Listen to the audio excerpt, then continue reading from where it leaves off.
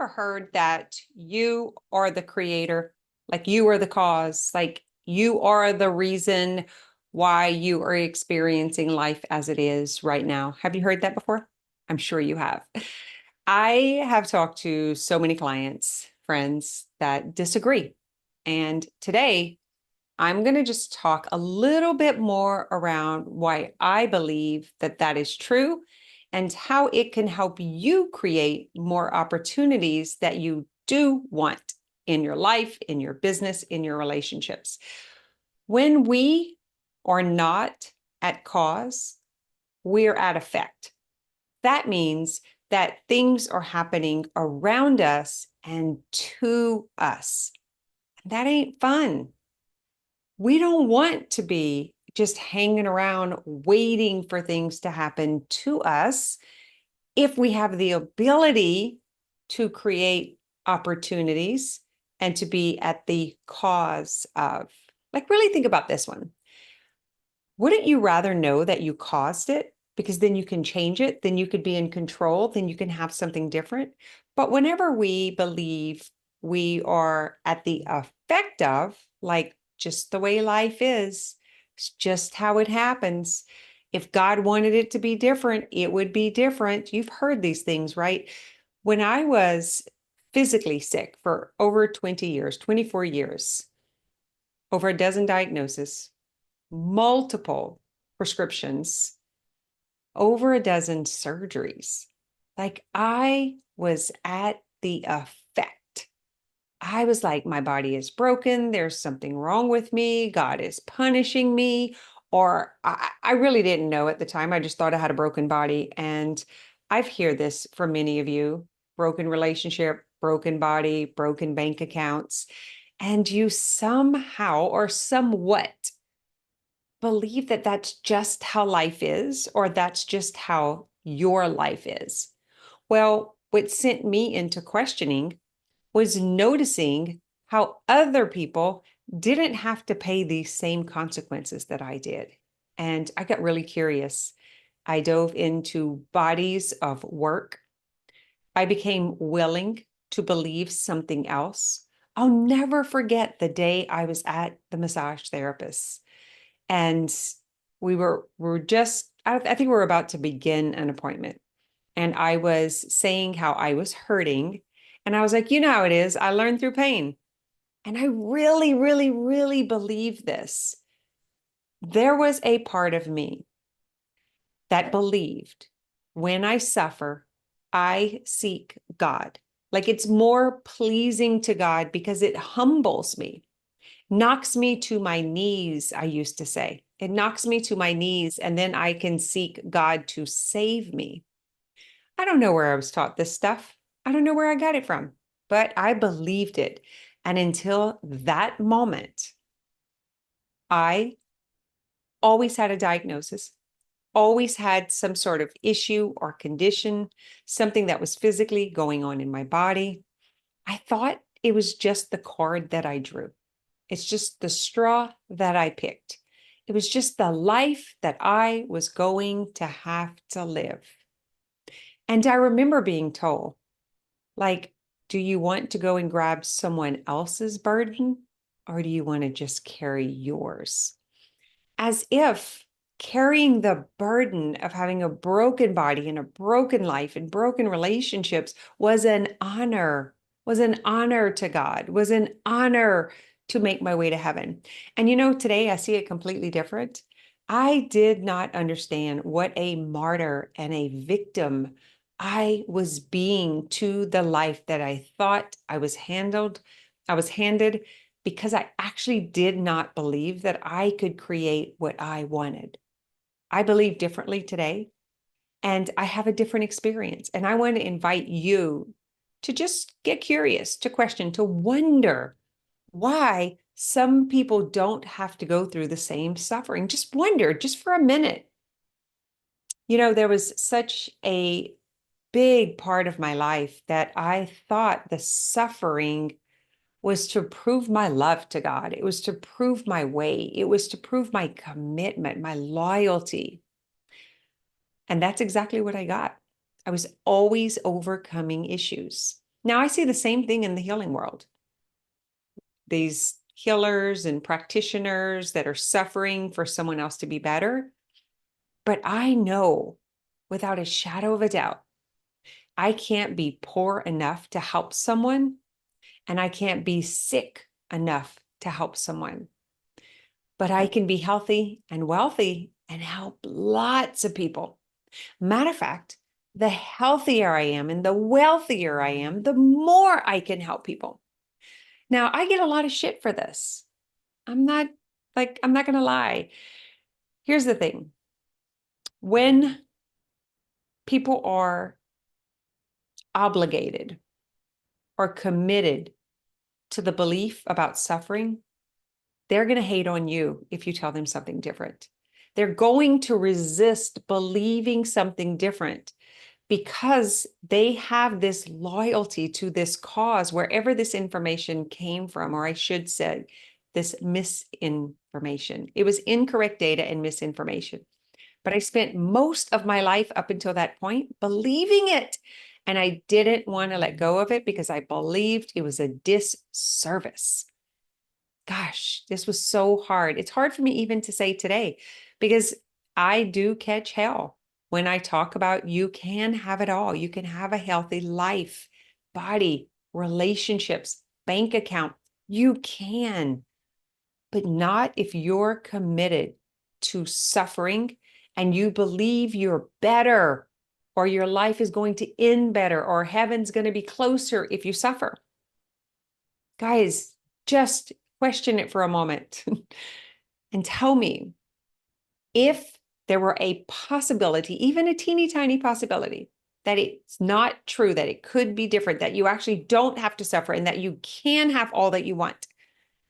Would you be willing to let go of the idea that the suffering is making you a holier person, that the sacrifice is guaranteeing you this great, glorious afterlife that you can't have here on planet Earth?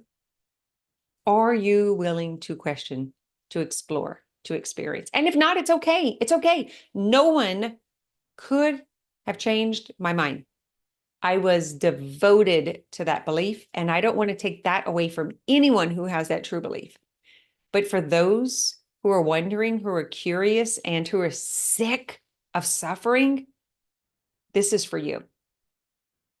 It doesn't have to be that way, but you will suffer through discomfort as you move into a better life, as you move into an easier life, as you release the suffering, the poverty, the scarcity, as you let go of that guilt and shame and concern, all of the things of leaving other people behind, going against the grain, you are going to suffer as you release that. I promise you, it's very uncomfortable. There's a lot of grieving that has to take place.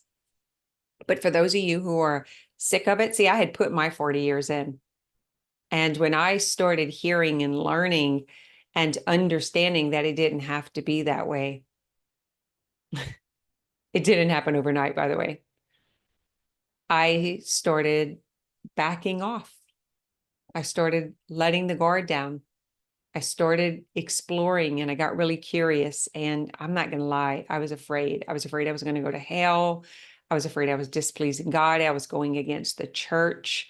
There were lots of things that were coming up. I know I'm talking a lot about religion today, but I do believe it is where the poverty and the brokenness and the physical stuff is coming from, that there's some sort of holier than thou for being able to carry that burden. There is a part of you that does not want to let it go, and that's why it continues to show up, to repeat itself. I'll just never forget that day. Like, I was already doing this work. I started doing private retreats and breaking away from this at 29 years old. I had had so many surgeries. I was on so much medication and diagnosis. I was just sick of it. And I was trying to get out of that trap, but I just couldn't fully let it go. And this was like 10, 12 years later.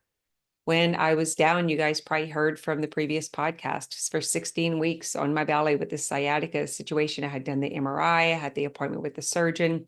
I was just so sick of suffering by this point. And when those words came out of my mouth, I learned through pain. And my massage therapist caught it and reminded me and allowed me to question it. She said, "Did you hear what you just said?"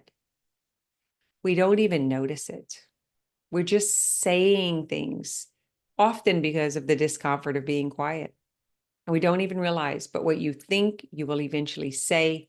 What you say, you will eventually feel, and then you will act, and then you will become. You will have it. That is the process. And so if that is true, then think about the way you can turn it around, and what you think and what you say and what you do will create something different. Because if it's true here, it's true here.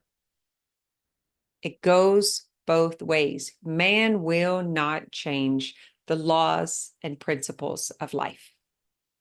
We either learn how to play the game and let go of the guilt and the shame and the doubts and the whatever we want to call it. For me, it was truly believing that I was a better person because of the suffering. It was truly believing that God was going to, I would have a better relationship with Christ or God or whatever, however I saw it, that suffering was a great thing and the ability to suffer was a great thing.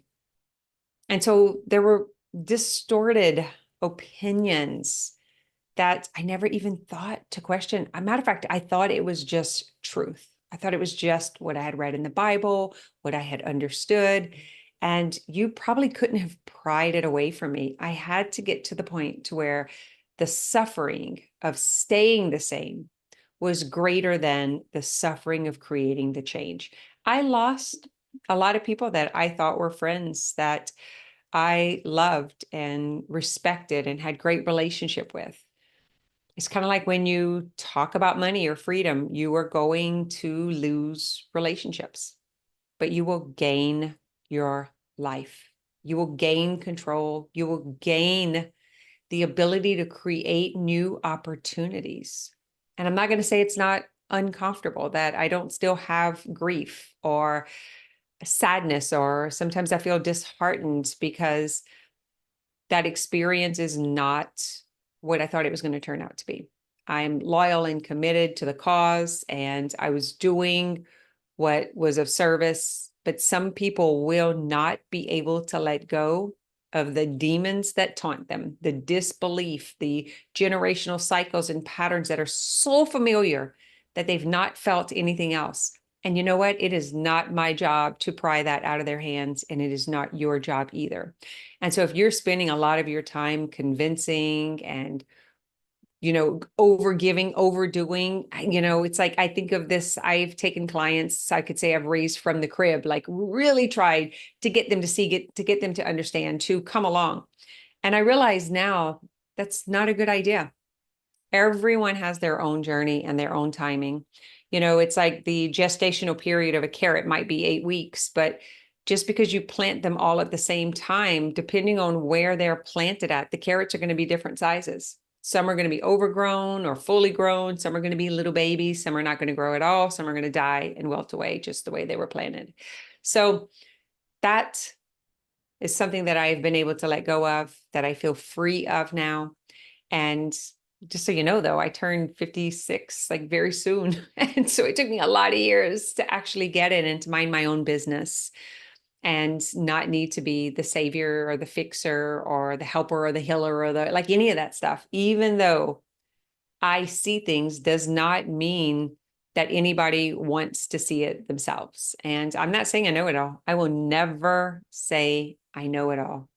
I quit knowing that I was right many, many years ago, probably 20 years ago. I got really curious about what else could I know? Could I let go of what I know to know something else?